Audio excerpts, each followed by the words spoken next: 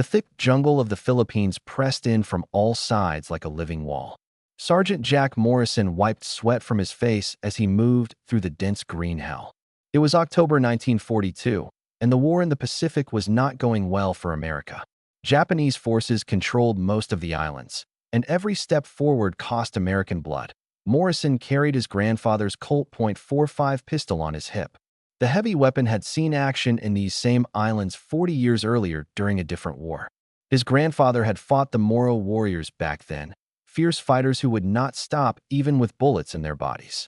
The old man had always said the .45 was born in these jungles, made specifically to stop men who refused to die. Behind Morrison, 6 Marines moved in single file. They were young, most barely 20 years old. Private Tommy Chun was 19 and always complained about the weight of the .45 he was issued. He preferred his rifle and thought the big pistol was just extra weight.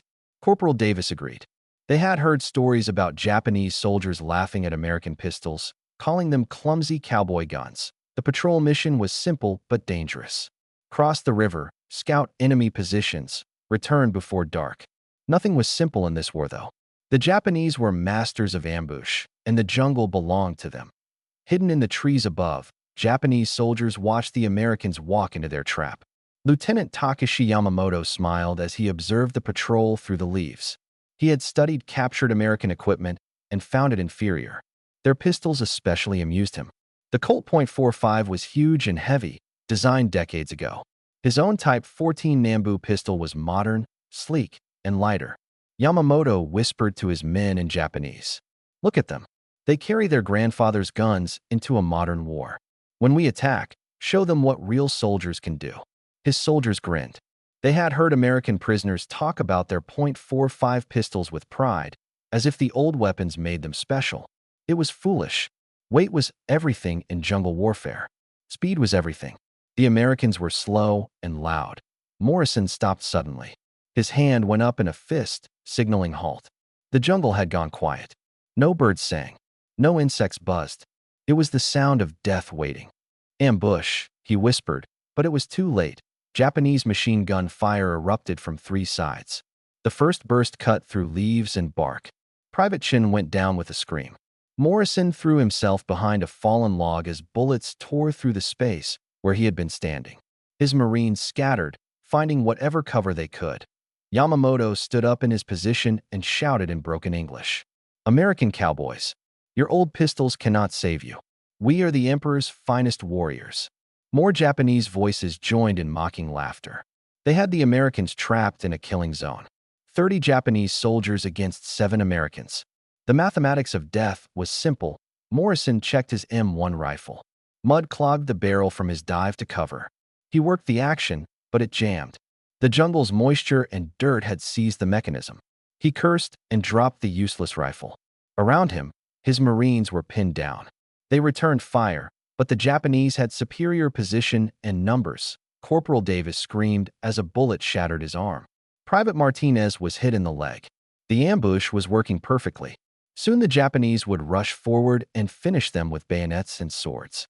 It was how they preferred to kill, up close where they could see American fear. Morrison drew his grandfather's Colt .45. The weight of it felt right in his hand, like shaking hands with an old friend. The pistol was scratched and worn, but he had cleaned it that morning like he did every morning. His grandfather's voice echoed in his memory. "In the jungle, when everything else fails, this gun will speak for you." Private Chun was crying, holding his wounded shoulder. Tommy looked at Morrison's pistol and shouted over the gunfire, "Sarge, that old thing won't stop them. They're coming." Through the smoke and leaves, Morrison saw Japanese soldiers rising from their positions. They moved forward in a crouch, rifles ready. Some carried swords strapped to their backs. They were confident, certain of victory. Yamamoto led them, his Nambu pistol drawn. The Japanese lieutenant shouted again in English, "Surrender, American cowboys. Your revolvers are toys." Morrison did not bother correcting him that the .45 was not a revolver. Words did not matter now. Only action mattered. He steadied his breathing like his grandfather taught him. In close combat, panic killed more men than bullets. The Colt .45 held 7 rounds in the magazine and 1 in the chamber.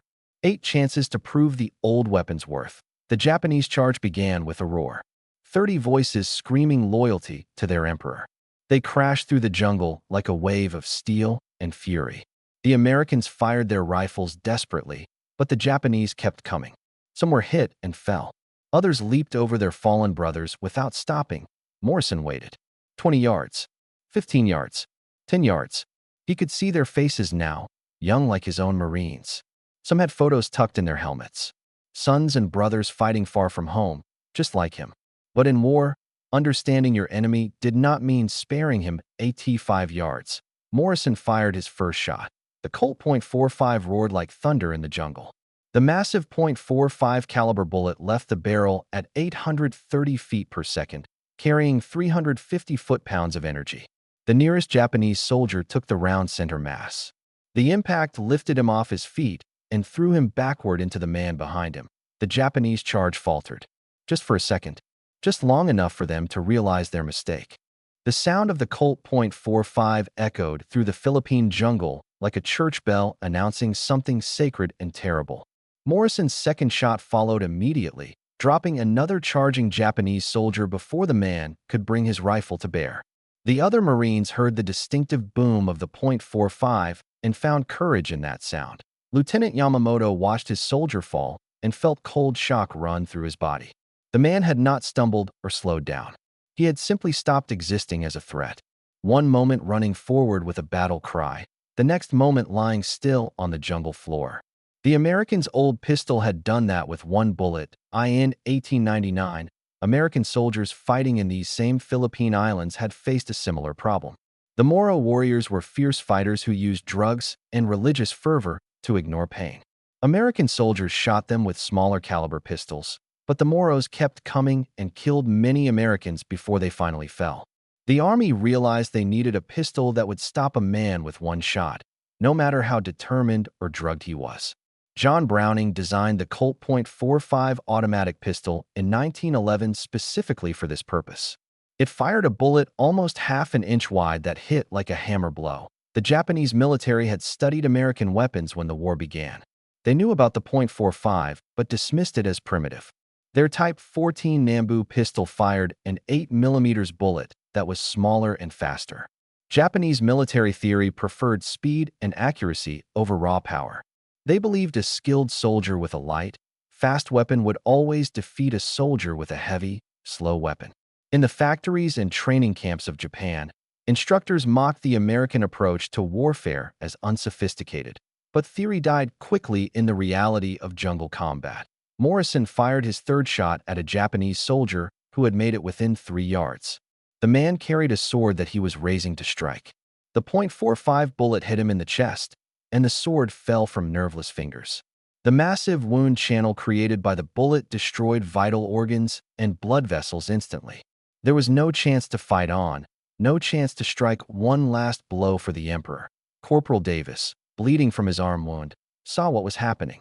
He dragged himself to where his own .45 pistol had fallen when he was hit. His rifle was gone, lost in the first seconds of the ambush. The pistol was all he had left. He picked it up with his good hand and fired at a Japanese soldier trying to flank their position. One shot. The enemy fell. Private Martinez, wounded in the leg, did the same. His .45 barked once, twice, and 2 more Japanese attackers went down. The Marines were learning what their grandfathers had known in an earlier war. When the enemy was close and death was certain, the Colt .45 gave you a fighting chance. Yamamoto realized his attack was failing. He had started with 30 men against 7 Americans. Now he had 23 men, and 7 of his soldiers were dead or dying in the space of 30 seconds. The Americans were not running or surrendering. They were fighting back with those heavy pistols that he had dismissed as museum pieces. He raised his Nambu pistol and fired at Morrison. The shot went wide. He fired again. Still wide. The Nambu was accurate on a shooting range, but in combat with adrenaline and fear pumping through your veins, accuracy meant nothing. The light recoil that seemed like an advantage in peacetime became a disadvantage in war. He could not tell if he was hitting anything. Morrison fired his 4th shot. A Japanese soldier with a grenade fell before he could throw it. The grenade rolled harmlessly into the bushes. Morrison fired his 5th shot. Another enemy down. He had 3 bullets left in the pistol. Private Chun watched all this from where he lay wounded. He had always thought the .45 was too big, too heavy, too old-fashioned. His rifle was modern and held more bullets. But his rifle was gone now, knocked from his hands in the first seconds of fighting. He saw Sergeant Morrison standing there like a rock in a river, the old Colt pistol in his hand, and he understood why the old man had carried his grandfather's gun to war. The Japanese soldiers were no longer charging. They were taking cover, firing from behind trees and fallen logs. The easy victory they expected had become a desperate fight. Yamamoto shouted orders, trying to rally his men, but they had seen their brothers fall to the American pistols. They had seen men shot once and fall immediately, not wounded and crawling, but dead before they hit the ground. This was not what their training had taught them. They had been told American soldiers were soft, that they relied on machines and firepower because they lacked the warrior spirit. But these Marines were fighting like cornered tigers, and their pistols spoke with authority that could not be ignored. Morrison's sixth shot killed a Japanese soldier who had gotten too close to Private Martinez's position. His seventh shot shattered the rifle of an enemy trying to aim at Corporal Davis. He was down to one bullet in the chamber. He dropped the empty magazine and slammed a fresh one into the pistol. 8 more rounds. His movements were smooth and practiced. His grandfather had made him practice magazine changes 1,000 times as a boy. Yamamoto saw this and knew he had made a terrible mistake. He had mocked the American pistol without understanding it. He had studied specifications and numbers, but had never felt the terror of facing one in combat. Now 7 of his men were dead, and the Americans were still fighting. He gave the order to fall back. The Japanese soldiers withdrew into the jungle, carrying their wounded. They left their dead behind. It was not the Japanese way to retreat, but Yamamoto knew staying meant losing more men for nothing. The Americans were trapped, wounded, and outnumbered. But they had those pistols, and those pistols meant death at close range. Morrison did not chase them. He checked his Marines, applied bandages, and prepared for the next attack. He knew it would come. He reloaded his pistol with careful hands and waited. Night fell on the Philippine jungle like a black curtain. Morrison and his surviving Marines huddled in a defensive circle, their backs against a cluster of rocks. They had 3 wounded men and limited ammunition for their rifles. But every Marine had their Colt .45 pistol and plenty of ammunition for those. Morrison had ordered them to save the .45 rounds for close combat. In the darkness, that was all combat would be. Private Chun pressed a bandage against his shoulder wound and whispered to Morrison, "Sarge, they'll come back. They always come back at night." Morrison nodded. Chun was right. The Japanese loved night attacks. They moved through darkness like ghosts and used swords and bayonets to kill silently. In the early months of the Pacific War, Japanese night attacks had terrified American forces. Entire positions had been overrun in darkness, with soldiers dying without ever seeing their killers. But Morrison had fought in night battles before. He knew the secret was not to fear the darkness, but to use it. "Keep your rifles ready," he told his men. "But trust your .45 more. When they come close, don't think. Just fire." 200 yards away, Lieutenant Yamamoto gathered his remaining soldiers. He had 23 men left from his original 30. 7 dead because of American pistols. 7 men who would never see Japan again. Their families would receive letters saying they died honorably for the emperor. The letters would not mention that an old-fashioned pistol had killed them. Yamamoto's superior officer, Captain Hiroshi Tanaka, had arrived with reinforcements. 15 more soldiers, all eager to prove themselves. Captain Tanaka was a veteran of the China campaigns and had killed many Chinese soldiers. He dismissed Yamamoto's warnings about the American pistols. "You lost 7 men because you attacked carelessly," Tanaka said coldly. "These Americans are trapped and wounded. We will crush them in darkness when their courage fails." Yamamoto wanted to explain that American courage had not failed, that their pistols had proven deadly effective, but arguing with a superior officer was unthinkable. He bowed and accepted the rebuke. Perhaps Tanaka was right. Perhaps in darkness, with greater numbers, the outcome would be different. The Japanese soldiers moved through the jungle without flashlights. They had trained for night operations extensively. Some carried swords because bullets made noise and alerted enemies. Swords killed silently. In China, Japanese soldiers had learned that men feared the sword more than the rifle. There was something primal about cold steel cutting flesh.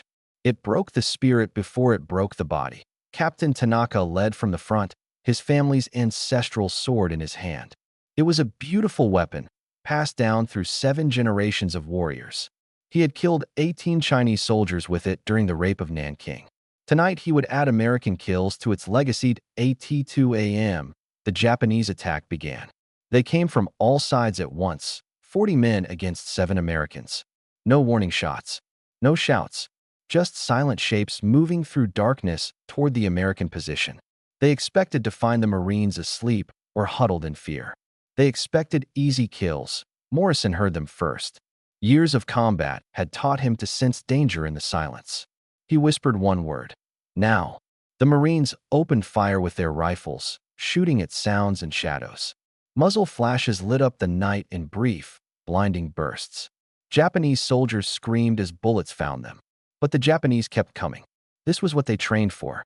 This was Bushido, the way of the warrior. Death meant nothing when honor demanded it. Captain Tanaka reached the American defensive circle with 5 of his men. His sword flashed in the darkness, reflecting starlight. He aimed for Morrison, but Corporal Davis threw himself in the way. The sword cut deep into Davis's side. The corporal cried out but grabbed the blade with his bare hand. Holding it for 1 critical second, Morrison's Colt .45 roared. The muzzle flash illuminated Captain Tanaka's shocked face. The bullet took him in the chest, and he fell backward, his ancestral sword still gripped in Davis's hand. The captain died instantly, 7 generations of warrior tradition ending in a Philippine jungle at the hands of an American sergeant with an old pistol. Another Japanese soldier lunged at Private Martinez with a bayonet. Martinez fired his .45 one-handed while lying wounded on the ground. The soldier crumpled. Another came. Martinez fired again. Another fell. Private Chun, despite his wounded shoulder, fought with both hands on his .45. A Japanese soldier came at him with a knife. Chun fired. The knife fell. Another soldier appeared. Chun fired again. He was screaming now, fear and fury mixed together. His .45 was empty. He grabbed for another magazine with shaking hands. Yamamoto saw Captain Tanaka fall and knew the attack had failed. The darkness that was supposed to give them advantage had become a nightmare. They could not see the Americans clearly, but the Americans did not need to see clearly. They just pointed their pistols at sounds and shapes and fired. And when those massive .45 bullets hit something, that something stopped moving. He had lost 7 men in the daylight attack. He was losing more now in darkness. The American pistols worked just as well at night as they did in daylight. Maybe better, because the muzzle flash disoriented anyone looking at it. And that boom, that distinctive thunder of the .45, echoed in the jungle and filled Japanese soldiers with dread. Yamamoto gave the order to retreat again. His men pulled back, carrying their wounded. They left their dead behind again. 12 more Japanese soldiers lay in the jungle around the American position. 19 total now. Almost 2/3 of his original force gone. When dawn came, Morrison counted his ammunition. They had used most of their rifle rounds, but still had plenty of .45 ammunition. The pistols had saved them twice now. Around them lay the bodies of Japanese soldiers, testament to the old weapon's power. Private Chun looked at his .45 pistol with new respect. "I'll never complain about carrying this again, Sarge." Morrison nodded and reloaded his grandfather's pistol. The war was far from over. But the Japanese had learned an important lesson. Never mock a weapon until you have faced it in combat. 3 months later, Morrison stood on a different island. Guadalcanal. The name meant nothing before August 1942, but now it meant hell on earth. American Marines had landed here to stop Japanese expansion in the Pacific. The fighting had been brutal beyond imagination. Thousands had died on both sides. The jungle, the diseases, and the constant combat had broken many men. By December 1942, the battle for Guadalcanal was reaching its climax. The Japanese High Command had decided to retake the island at any cost. They sent reinforcements, supplies, and orders for massive attacks. American forces dug in around Henderson Field, the airstrip that controlled the island. Whoever held the airstrip would win Guadalcanal. Whoever won Guadalcanal would control the Pacific War's momentum. Morrison's unit had been transferred to Guadalcanal after their action in the Philippines. They had been given medals and new Marines to replace the ones they lost. Private Chun had been promoted to corporal. Corporal Davis had survived his sword wound and was back on duty. They told their story about the Colt .45 to every new Marine who would listen. Word had spread among the Japanese forces too. Captured documents translated by American intelligence revealed something interesting. Japanese officers were now warning their troops about American pistols. One captured diary from a Japanese sergeant read, "The American pistol is not to be mocked. It kills with one shot. Avoid close combat when possible. Their big guns are more dangerous than reported." Lieutenant Yamamoto had also been transferred to Guadalcanal. He had survived the Philippines and been promoted for his service. But he carried a different weapon now. He had discarded his Nambu pistol after watching it fail in combat. He now carried a captured American Colt .45, taken from a dead Marine. His superiors disapproved, but said nothing.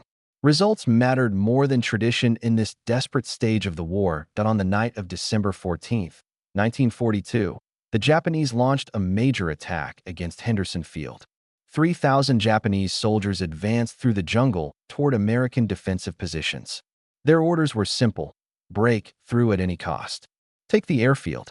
Win the battle. The Japanese commanders promised their men that victory was certain if they showed proper warrior spirit. Morrison's company held a section of the defensive line near the airfield perimeter. They had machine guns, rifles, mortars, and their Colt .45 pistols. As darkness fell, they heard the Japanese soldiers singing in the jungle. War songs about honor and death. It was meant to be intimidating, but the Marines had heard it before. They checked their weapons and waited. The attack came at midnight. Japanese artillery shells screamed overhead and exploded around the American positions. Machine gun fire raked the defensive line. Then came the soldiers, hundreds of them, charging out of the jungle with rifles, bayonets, and swords. They screamed "Banzai" as they ran toward the American trenches. The American machine guns opened fire. Japanese soldiers fell in waves, but more kept coming. They had been told that American soldiers would break and run when faced with a determined banzai charge. They had been told that Bushido spirit would overcome American firepower. They were wrong, but they were too committed to stop. That Morrison's rifle grew hot from continuous firing. Around him, Marines fired until their rifle barrels glowed red. The Japanese kept coming. Some were hit multiple times, but continued running forward. Officers led from the front, swords raised high. Sergeants pushed their men forward over the bodies of fallen comrades. The first Japanese soldiers reached the American trenches. Close combat began. Bayonets against entrenching tools. Swords against rifle butts. Men grappled in the mud, trying to kill each other with hands and teeth when weapons broke or were lost. This was the nightmare scenario that every soldier feared. Brutal, personal, desperate fighting where skill meant less than determination. Morrison's rifle ran dry. No time to reload. A Japanese soldier jumped into the trench, bayonet aimed at Morrison's chest. Morrison drew his grandfather's Colt .45 and fired from the hip. The soldier flew backward. Another Japanese soldier appeared. Morrison fired again. Another fell. Corporal Chin's position was being overrun. 3 Japanese soldiers came at him at once. He had no rifle, just his .45 pistol. He fired 3 times, 1 bullet per attacker. All 3 went down. The massive stopping power of the .45 meant that even shots that were not perfectly aimed still did their job. You did not need to hit the heart or head. A hit anywhere on the torso usually stopped the attacker. Private Martinez's machine gun had jammed. Japanese soldiers saw their chance and charged his position. Martinez grabbed his .45 with both hands and started firing. Each shot dropped a man. The Japanese soldiers began to hesitate. They had been told to charge. They had been told that dying for the emperor was glorious. But watching their brothers fall to those big American pistols made them human again. Fear crept in. Lieutenant Yamamoto fought his way toward Morrison's position. He had the captured American .45 in his hand. He understood now why American Marines loved this weapon. It never jammed. It always fired. And it stopped enemies cold. He had become a believer through hard experience. He came face to face with Morrison in the trench. Both men had their .45 pistols raised. Both recognized each other from the Philippines months ago. For one frozen moment, they just stared at each other. 2 warriors who understood war's reality. 2 men who had learned to respect each other's weapons the hard way. "Your pistol is good," Yamamoto said in broken English. "I was wrong to mock it." Morrison nodded. "Your men fight bravely. But this is not your night to win. Around them, the Japanese attack was failing. The banzai charge had broken against American firepower. Hundreds of Japanese soldiers lay dead or wounded in front of the American positions. The survivors were pulling back into the jungle. The attack had failed. Yamamoto lowered his pistol. "We will meet again, American." He disappeared into the darkness, and Morrison let him go. There had been enough killing for one night. February 1945. The war had turned decisively against Japan. American forces had island-hopped across the Pacific, capturing strategic positions and pushing toward the Japanese homeland. Morrison and his Marines had fought through 2 more years of brutal combat. They had seen friends die on beaches with names like Tarawa, Saipan, and Iwo Jima. Each battle had been worse than the last. But they survived, and their Colt .45 pistols survived with them. Now they were back in the Philippines, finishing what they had started in 1942. General MacArthur had kept his promise to return. American forces were liberating the islands from Japanese occupation. But the Japanese were not surrendering. They fought for every village, every hill, every inch of ground. The fighting was personal now, desperate and vicious. Morrison's mission was to capture a Japanese command post hidden in the mountains north of Manila. Intelligence reports said high-ranking officers were there, coordinating the defense of remaining Japanese positions. The mission required a small team moving quietly behind enemy lines. No heavy weapons, no artillery support, just 12 Marines with rifles, grenades, and their .45 pistols. They moved through the jungle for 3 days, avoiding Japanese patrols. The enemy was everywhere but disorganized. Supply lines had been cut. Food was scarce. Many Japanese soldiers were starving and sick, but they still fought. Surrender was not an option in their culture. Death was preferable to the shame of capture. On the 3rd night, they found the command post. It was a cave complex carved into a hillside, camouflaged with vegetation and defended by at least 30 soldiers. Morrison studied the position through binoculars. Attacking directly would be suicide. They needed a different approach. Corporal Chin suggested a diversion. "Half of us make noise on the west side. The other half goes in from the east while they're distracted." Morrison nodded. It was a simple plan, which meant it might actually work. He divided his team. Chin would lead the diversion with 5 Marines. Morrison would lead the assault with 6. They synchronized their watches. The attack would begin at midnight. The diversion worked perfectly. Chin's team opened fire on the west side of the cave complex, throwing grenades and making as much noise as possible. Japanese soldiers rushed to defend that side, thinking the main attack was coming from there. Morrison's team moved in from the east, slipping past confused sentries in the darkness. They entered the cave with pistols drawn. Rifles were too long and awkward in the tight confines. The Colt .45 was perfect for this work. Close range, confined space, no time to aim carefully, just point and shoot. Morrison led his team through narrow tunnels lit by oil lamps. They encountered their first resistance at a junction. 2 Japanese soldiers with rifles. Morrison fired twice. Both men fell. The sound of the .45 was deafening in the enclosed space. It echoed through the tunnels like thunder, announcing the American presence. They pushed deeper into the complex. More Japanese soldiers appeared. More shots fired. The Marines worked in pairs, covering each other, moving methodically. Their .45 pistols gave them confidence in the tight spaces. 1 shot was usually enough. 2 shots guaranteed it. They reached the command chamber. Inside, 4 Japanese officers studied maps by lamplight. One of them was Lieutenant Yamamoto.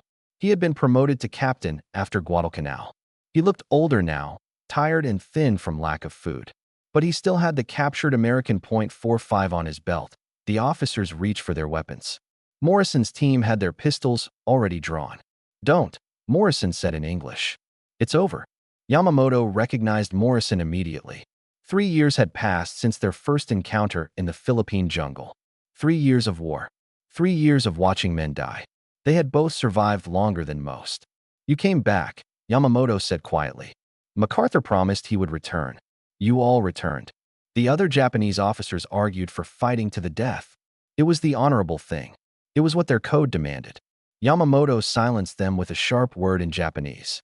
He had seen enough death. He understood that some fights could not be won.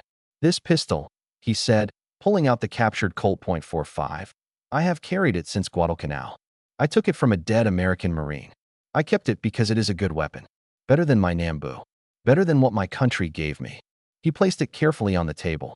We mocked this gun at the start of the war. We called American soldiers cowboys with old weapons. We were fools. Morrison picked up the pistol.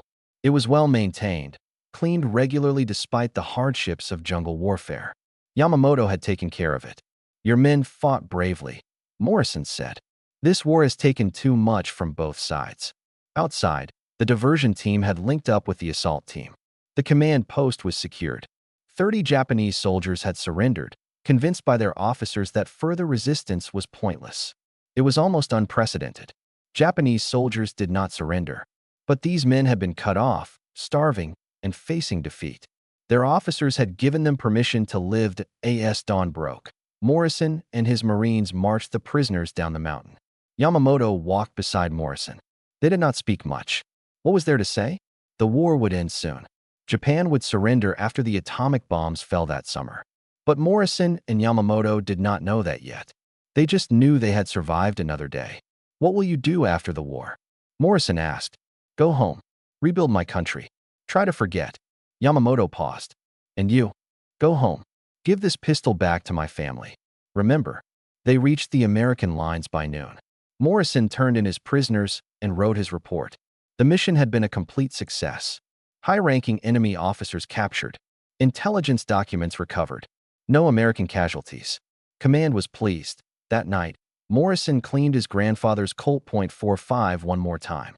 The old pistol had carried him through the entire Pacific War. From the Philippines in 1942 to the Philippines in 1945.